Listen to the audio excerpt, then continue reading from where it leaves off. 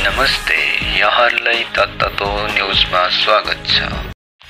अहिले देशमा कुलमान घिसिङलाई लिएर ठूलो विवाद भइरहेको छ।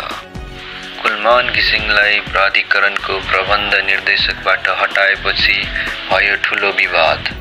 कुलमान घिसिङको अझै 4 महिना अवधि बाँकी हुँदाहुँदै पनि उनको पदबाट हटाएपछि अहिले देशमा चर्काचर्कीको माहौल छाएको छ। यस विषयलाई लिएर कुलमान घिसिङको प्रतिक्रिया सुन्नुहोला। मैले अनि हेडबाट हटाएको कुरा मिडियाहरूबाट थाहा पाए।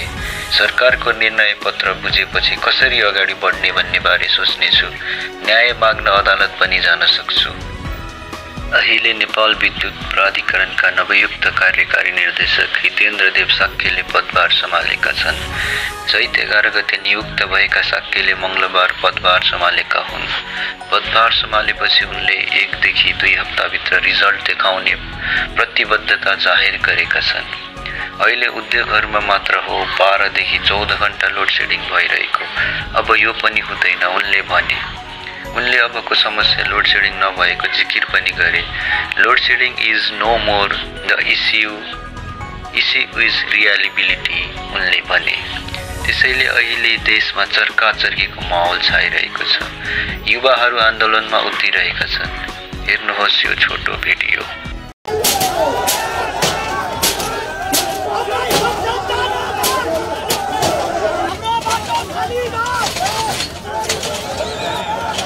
यस विवादलाई लिएर प्रधानमन्त्री केपी शर्मा ओलीले आफ्नो प्रतिक्रिया दिएका छन्।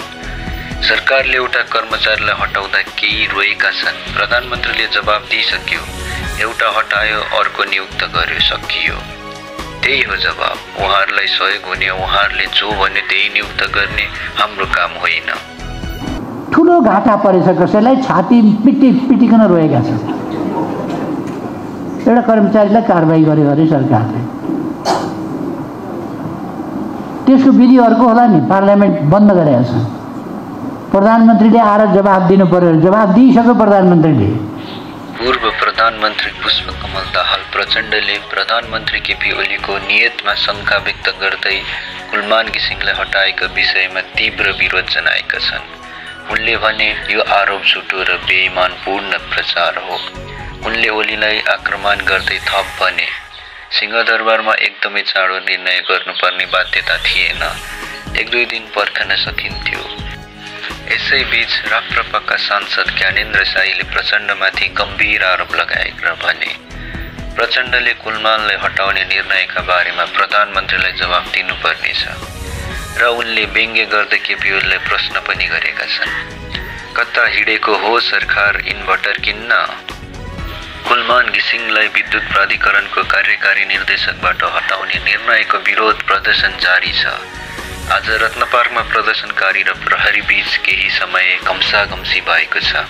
घिसिङको पदमुक्त निर्णयपछि विरोधका कार्यक्रम चलिरहेका छन्। तपाईहरूलाई के लाग्छ कि फेरि हामीले 18 घण्टा लोड सेडिङ खेप्नुपर्ने हो त? आफ्नो प्रतिक्रिया तल कमेन्ट बक्समा दिनुहोला। हस्त धन्यवाद। जय नेपाल।